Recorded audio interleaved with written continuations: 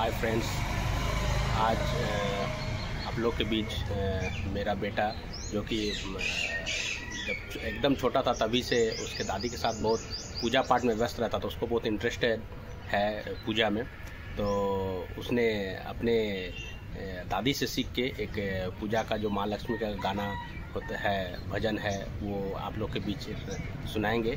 तो आप लोग अगर अच्छा लगा तो प्लीज़ उसको लाइक करें, कमेंट करें और बिल्कुल शेयर करें उसको। Thank you.